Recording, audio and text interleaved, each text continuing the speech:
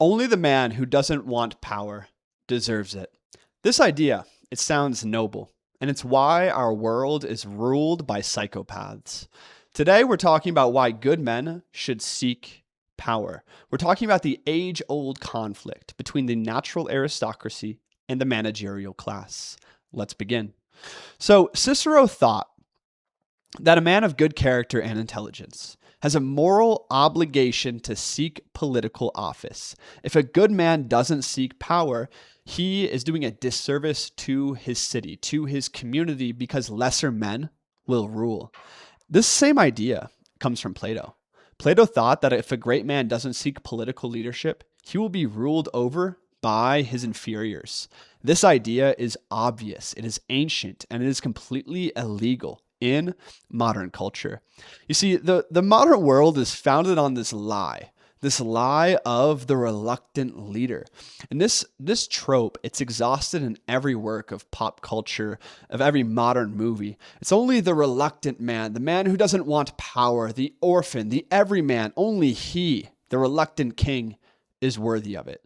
We see it so boldly depicted in the movie The King on Netflix, in shows like Designated Survivor, in every Marvel or modern Star Wars movie, right? It's that inoffensive man, the average man that accidentally achieves power and only he is worthy of it. And in fact, in all of these shows, ambition itself is depicted as corruption. And all of this is evidence of a deeper cultural belief. And this belief is that power is bad and that we need to diminish power. We need to diminish a man's ambition. Power should be some accidental thing only given for very short periods of time and always easily taken away. This is essentially the disbelief in great men, and I think it's bullshit. So in this video, I will argue why we need good and great men again. Because if good men don't strive for greatness, we will be ruled over by psychopaths and slimy merchants forever. So I'm going to hit you with a quick stat that kind of sparked this video. And that is 1 to 4% of men are psychopaths. They're highly driven by power, they're low empathy, and they tend to be ruthless in their acquisition of power. And because of this psychopathy, these kinds of men are disproportionately the men with power. They are the politicians, the lawyers, the surgeons, the CEOs. They sit at the top of hierarchies, right? And you see, this idea, it comes whenever there's a power vacuum, right? People will compete to fill it. People want to deny this truth, but there will always be elite positions in society. Even if you start a communist animal farm, someone has to do the rulership and the delegation, and this creates a power vacuum. And whenever there's a power vacuum, if there isn't good men seeking to fill it, a psychopath will. Because you see, if a psychopath is intelligent, he will always achieve power. Let me repeat that. If a psychopath is intelligent, he will always achieve power because he doesn't have to play by the same rules as everyone else. And this is made doubly worse when good men refuse to compete with them, right? And this is exactly what is happening today. Okay. The average man is told power is toxic. They retreat from power. We live in this world of nihilism where we feel really disconnected from the elite and elite positions in society. And a lot of men just retreat to comfort. And this is actually what is promoted, right? And the second problem is capable men. They get bogged down by bureaucracy constantly. They get disgusted by the corrupt institutions and all the red tape. And we live in a world where bureaucracies are expanding. The managerial positions in society, administrative roles in universities, the welfare state, all of it expanding, all of it more red tape between the people and power, right?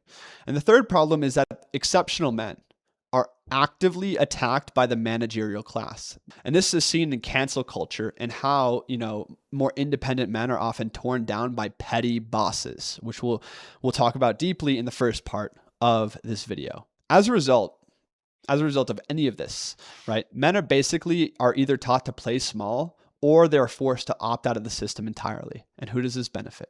This benefits the age-old ancient alliance between psychopaths and the managerial class.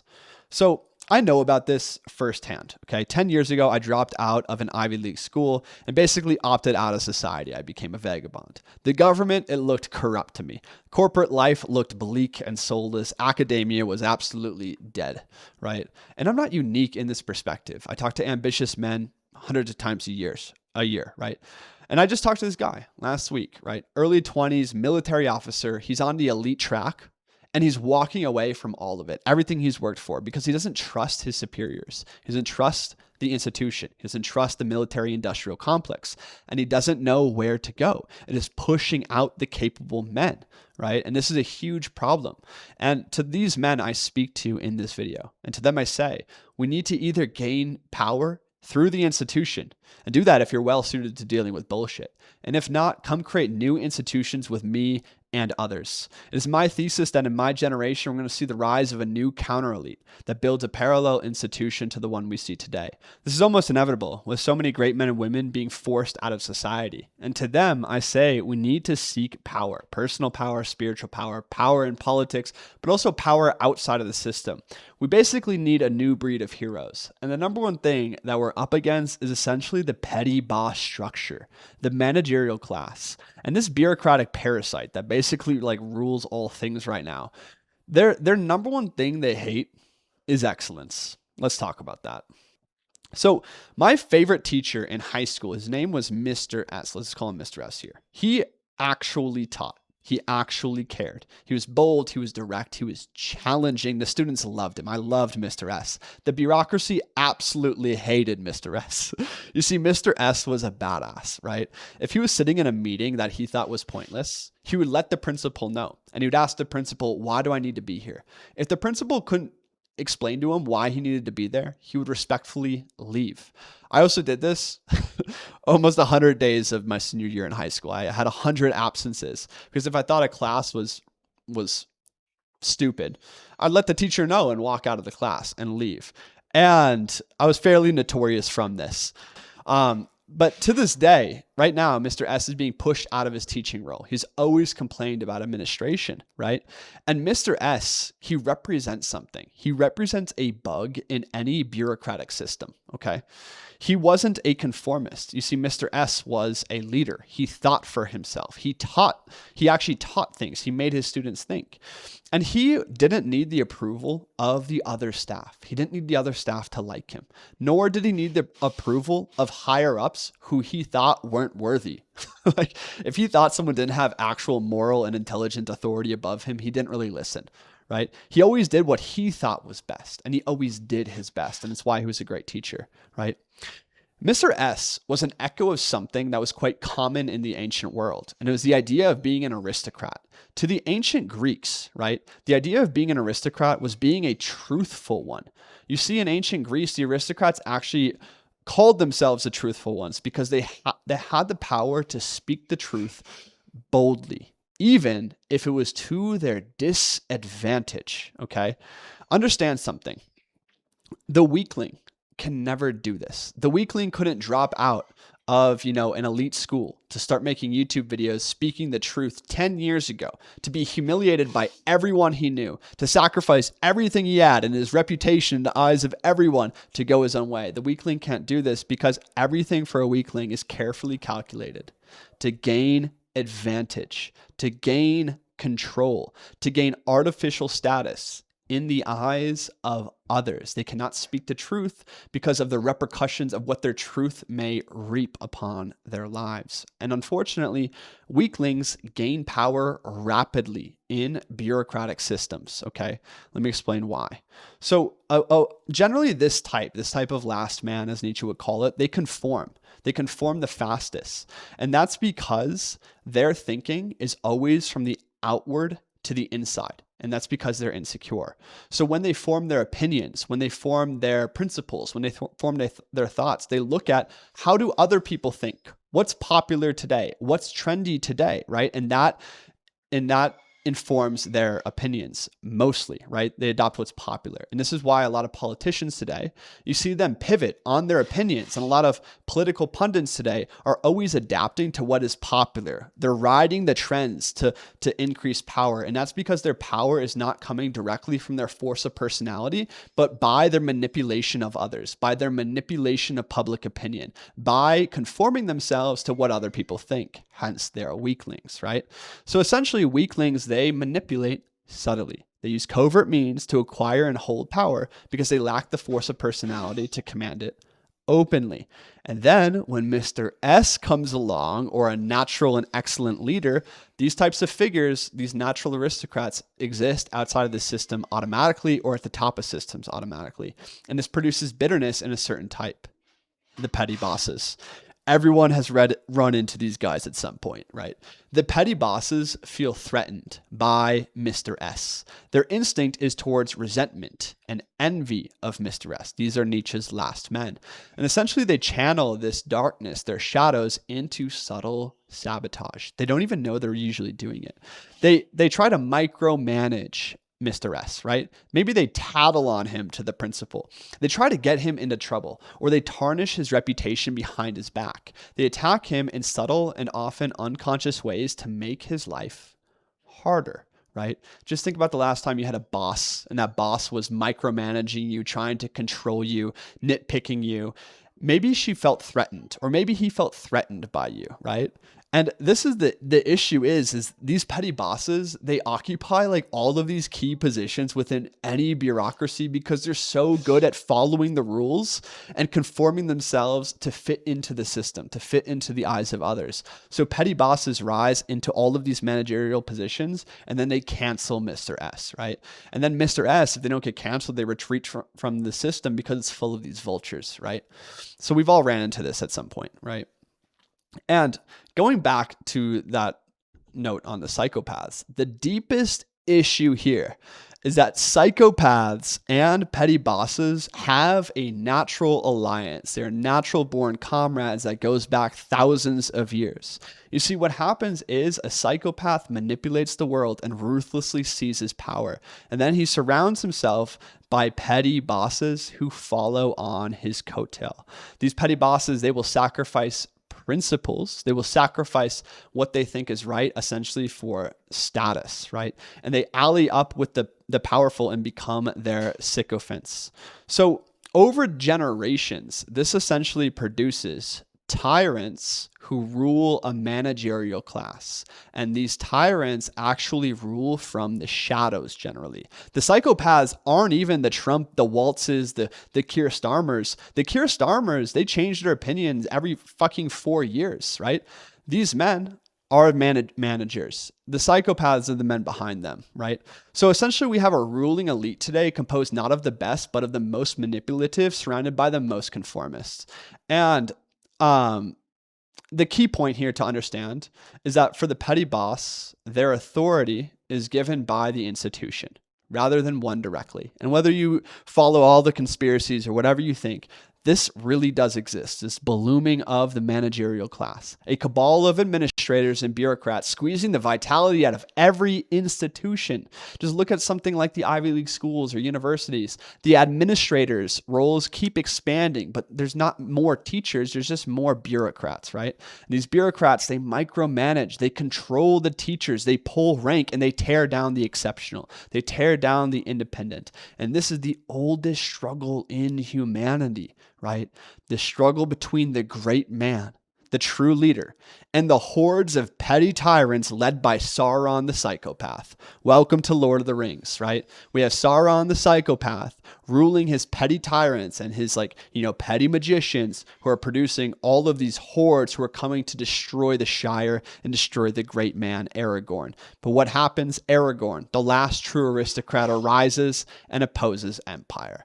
So let's talk about this lost idea, and that is the lost idea of natural aristocracy, something that is absolutely illegal to speak of in the world today, but I think is actually the foundation of the American Republic itself.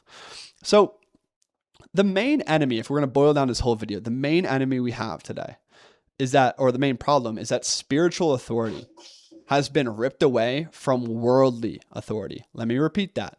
Spiritual authority is disconnected from worldly power.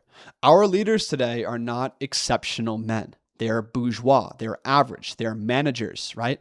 Just think about it. How many people look up to Keir Starmer, look up to Trump, look up to Waltz, look up to Kamala, the same way the nation looked up to Roosevelt and Washington? It's not even close. The rulers today, they might have titles, they might have power, but would you want to be them? Do you look up to them in every way? Would you model your life after them? No. That's the problem. This is always the mark of a civilization in decline. The true leader I speak of, the natural aristocrats I speak of, they actually might be like abrasive to modern ears because they're so much loftier than anything we know today. You see, a true leader, a natural aristocrat, is a man you can look up to in every way: intelligence, virtue, competence, charisma. They think for themselves and they lead not by control, but by force of personality. For instance, George Washington, when he would enter the Congress, he would speak quietly and all voices would dim in respect. He didn't even have the title of president yet. And the greatest leaders in the country would all quiet to hear this man speak in a soft tone, right? This is because he didn't just hold a position, right? He exuded moral authority. He exuded natural leadership, right? And this isn't just my idea that I'm stating here. I'm paraphrasing the founding fathers themselves and how they thought about themselves. Jefferson, Adams, many of these guys, they wrote constantly about the natural aristocracy within man, the aristocracy not of blood. They were escaping the fake aristocracy of Britain. They talked about the aristocracy where truly the best lead. And when this happens, right, when the greatness within the generations brought forth into positions of leadership, this is where golden ages and new dynasties occur. This is where the foundation of America occurred. This is where the Renaissance happened. This is where, ancient Greece led by Pericles, emerged, right? In every just system, right, a just system is concerned with promoting the best to leadership ability. And in every generation, there does exist this natural kind of elite of people of exceptional ability and heart, right? And Plato's Republic, for instance, is an entire system for promoting, excellence to positions of power. Needless to say, our system today does the opposite. It promotes the manipulators. And when the best don't lead, everything breaks. Here's how natural aristocracy generally works in a small tribe, just to prove the point to this very abrasive idea, right? In a small tribe where everyone knows everyone, the most competent and respected person generally leads, right? He doesn't even need to pull rank or use a title usually. He just goes first and people respect him. Like when I built a brotherhood group of 5 to 8 guys, right? I would just set up the meetings every week, I would casually lead throughout the meeting or the sauna cold plunge. Other people would step up, but people knew I was the one that was like sparking and initiating and leading, right? And this is just natural, right? Everyone can see who the real leader is in smaller settings. He demonstrates, he inspires, his counsel holds the most weight, he leads from the front. The only thing that blocks exceptional men from natural leadership within tribal settings, cities, states, right, is basically petty boss structures. Petty boss structures always happen as a society declines. When a society gets too large, too corrupt, and the natural aristocracy is slowly usurped and then suppressed until the paradigm shift, right? So the manager in psychopath industrial complex, as we're calling it today, on the other hand, it creates empires of control. And this is the main problem when it comes to politics, is empires of control. Everything else is smoke and mirrors. Everything else is smoke and mirrors in politics. Everything is downstream from whether the elites are actually elites. You can impose a million systems and laws and legislations on humanity, but until good and virtuous men rise to elite positions of power and they demonstrate virtue to everyone else, society will never have rest from its evils. This is what Plato said. He said, until the philosophers are kings, or the kings and princes of this world have the power of philosophy, cities will have no rest from their evils. Until good and great men rise to leadership, everything will drift toward dystopia, right?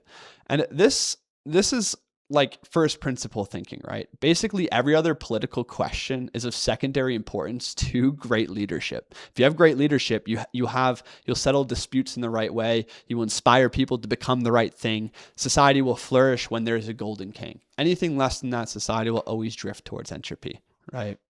And so this is why I think the only way to change the system is to have natural aristocrats take control again, or we'll see the rise of a new counter elite. If natural aristocrats don't rise to power, authority will continue to diminish and diminish and diminish in the eyes of the people until an aristocrat seizes control, or we're trapped under an iron sky of brutal tyranny forever.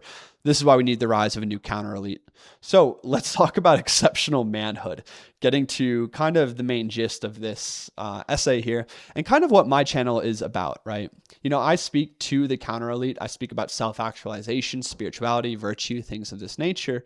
And I don't always like to be negative about our system, but you know, we have to diagnose the problem, right? The problem is the managerial psychopath alliance that is brutalizing society and this feeling of opting out from the best men I know.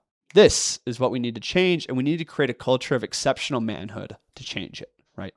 So if you aspire to leadership, you aspire to become a man people can look up to. You should aspire to become a man people can look up to in every way, not just competent, not just successful, in every way. Lofty, of course, right? Attainable, maybe. You see, yes, like this quest of exceptional manhood, it often starts with ego. Don't fall for the trap of like, don't have ego, don't have ambition. Ego is important at the beginning, right? Ambition is what drives you through the fire. But here's what people don't understand about that. That fire, it tempers you. After a decade of crucibles, your ego softens because you've been through so much. I was one of the most ambitious people I've ever met, right? And after a decade of striving for greatness or glory, of trying a million different things and failing, of getting into deep relationships and like losing love, of breaking my heart, of hitting rock bottom in the desert through addiction and all these different things, right? Like your ego softens. You start to understand other perspectives, other people, but also because you lived with so much fire, you become supremely confident and competent. That's why I can speak like this. I've made thousands of videos on YouTube, making a total fool of myself for over a decade now, right? But because I've done it every single week for so long, like I know what I speak and I know who I am.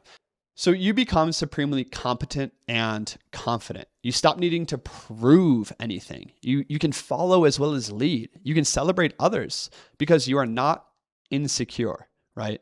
This is men who really go through that trial. They do become natural aristocrats, right?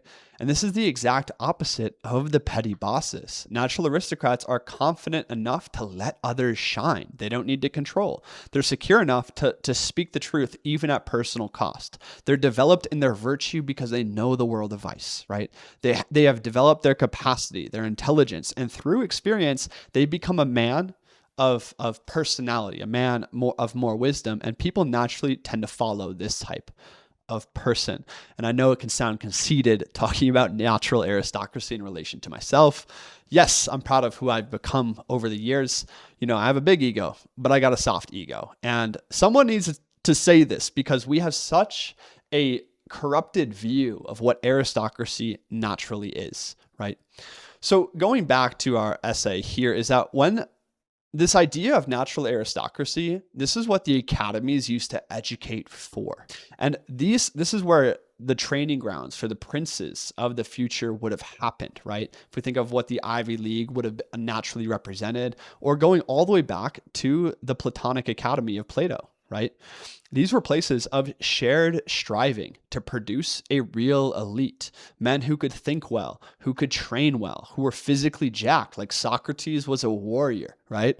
But they also understood like political dynamics, virtue. They were trying and striving to create what Aristotle called eudaimonia. Eudaimonia means total human flourishing. But we don't have institutions of, striving for this eudaimonia anymore. In fact, most of our academies have fallen. One of my great dreams in life is to build a new academy town, a place for the counter elite, right? And we're starting that right now. We've been doing it for a year in the Men's Academy online. And in fact, I have quite a few brothers that I've met through this YouTube channel traveling the world with me. 6 to 8 of them coming out over the next 2 months. And a shameless plug here, if you want to talk to me one-on-one, come join us and also come help us build the next great academy. There's a link below. I'm looking for you. So this moves into the more practical application of this whole talk is how do you seek power when political institutions are broken, when the institutions of prestige like elite companies and shit are also broken. Here's what I have found works, right? So the guide. First, you need spine. And this is not just physical strength or moral courage, it's about both. The ability to think for yourself, to gain more sovereignty and freedom around you, to walk out of pointless meetings like Mr. S, to drop out of systems that your heart rebels against, right? Through building spine, building discipline, building strength, right? You begin taking the hero's journey. When I dropped out of school, that was the beginning of a really rough period of my life that lasted like 5 years. And through that journey, I really stepped into what it means to be a man because my life was constantly on fire, right? So you build spine, but also through that journey, you build your heart, you open your heart. You see, spine without heart makes you a psychopath. Heart without spine makes you a useful idiot. A good and great man is a man of spine, a man of character, but a man of heart as well. And heart comes from honest self-examination, from long-term relationships where people see you at your worst and they reflect you. It comes from real initiation, something that we've lost in the modern day. The initiation and rites of passage into real suffering, death, the breakdown of the ego that rebuilds you in a softer and wiser way. Rites of passage for men have always centered around an experience of death and transcendence, and we don't have those anymore, right? So this is like just a really basic framework of the personal development that happens, but then on that framework, right, you got to choose your path, right? There's two paths I see for the counter elite to rise into, and two paths I recommend, right? The traditional route is that of college, military maybe, business, and then political office, right? This is one path you can take if you can stomach bureaucracy. You also don't need political office. You can become like an Alex Hormozy or Elon Musk or something and wield massive social influence online, and then business influence and capital that you can transform into political power, right? You can go this route.